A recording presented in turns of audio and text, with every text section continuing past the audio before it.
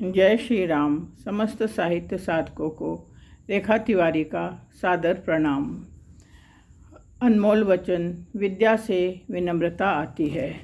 भाइयों और बहनों, आज मेरे द्वारा लिखित भाव पल्लवन। हमारे साहित्यिक सचेतना ग्रुप में रोज कोई न कोई विषय दिया जाता है। कल का विषय भाव पल्लवन था, जिसमें श्लोक है, इन्द्रियस्येन्द्रियस्यार्थे रागद्वेषो व्यवस्थितो तयोर्न वशमागच्छतो हास्य परिपंथिनौ। अर्थ, इंद्रियों का इंद्रिय विषयों के साथ स्वाभाविक रूप से राग और द्वेष होता है, किंतु मनुष्य को इनके वशीभूत नहीं होना चाहिए, क्योंकि ये आत्म कल्याण के मार्ग के अवरोधक और शत्रु है। मैंने अपने समझ से जो भाव पल्लवन लिखा है वह इस श्लोक से संदर्भित बोल रही हूँ। 84 लाख योनियों में भटकने के बाद जब मनुष्य जीवन मिलता है तो उसका सदुपयोग कैसे किया जाए, इस पर चिंतन करेंगे तो पता चलता है कि एक बार मनुष्य योनि मिलने पर भी कर्म के आधार पर हमारा भाग्य चक्र बनता है और हमें अपने कर्म के आधार पर बार बार मनुष्य योनि मिलता है। सदुपयोग और दुरुपयोग कैसे हो, इस पर सबको चिंतन करना चाहिए और सतर्कतापूर्वक अपनी इंद्रियों का उपभोग करना चाहिए, ताकि जन्म जन्मांतर के चक्र से हम छूट सके और बारंबार जो मनुष्य योनि मिलती है उसका हम सदुपयोग कर सकते हैं। मानव के पास इंद्रिय रूपी तन, चाबुक रूपी मन और चैतन्य प्राण रूपी आत्मा है। आत्मा सतत हमें दिशा निर्देश करके सत असत के बारे में निर्देश देती है, जिसे जब अनसुना किया जाता है तो शरीर पर इंद्रियों का धीरे धीरे आधिपत्य जमते जाता है। मनुष्य शरीर में 60 चक्रों का रहस्य छुपा हुआ है, जिसमें आत्मपथिक बनने से हम मनुष्य की श्रेष्ठतम सोपान मुनि, ऋषि, ब्रह्मर्षि और देवर्षि तक की यात्रा करके लोक लोकांतरों तक के ज्ञान, विज्ञान और आध्यात्म को जान सकते हैं। इस स्तर तक पहुंचने के लिए तप, तितिक्षा, साधना, उपासना, आराधना के त्रिविध सोपानों को साधना पड़ता है।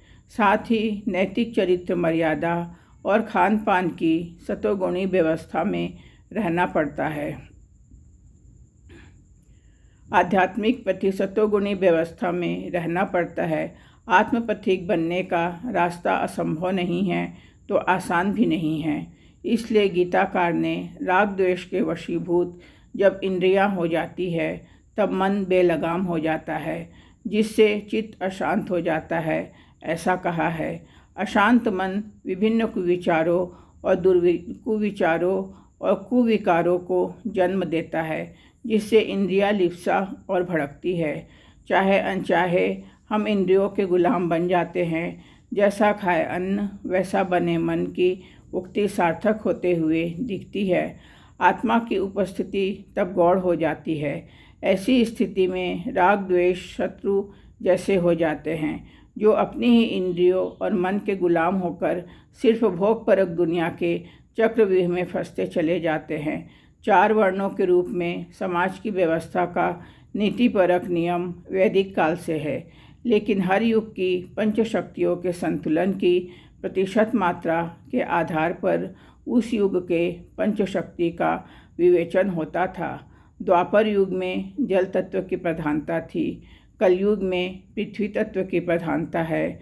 लोग भक्ष्य अभक्ष्य कुछ भी खाकर अपने आप को इंद्रियों के गुलाम बना रहे हैं।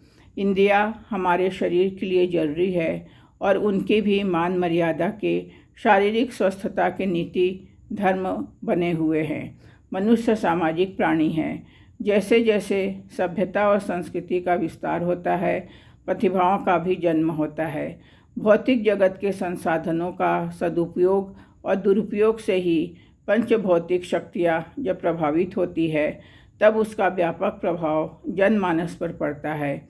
इसलिए इंद्रिय लोलुपता के बढ़ते जकड़वाद से जब जनमानस छटपटाने लगता है, तब अंधकार युग का जन्म होता है।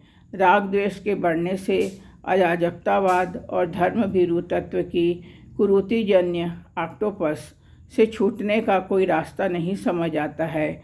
इसलिए गीताकार ने राग द्वेष को सार्थक मानकर भी इसे विरोधाभास शब्दभाव से परतंत्रता की बेड़ी ही समझा है, जिससे सदैव बचकर रहे।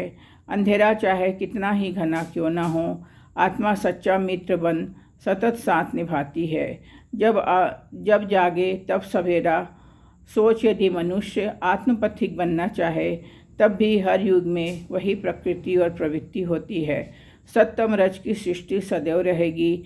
भूलवश हम इंद्रिय लोलुप बन ईश्वर को भूल गए, लेकिन जब जागे तब नया सवेरा आपके चेतना को दस्तक देते हुए दिखता है। मकड़ी अपने बनाए जाले में जब फंस जाती है तो उससे बचने के लिए उसे खा जाती है। ऐसी ही चेतनात्मक हलचल से हम अपने भीतर के तमस से लड़ सकते हैं।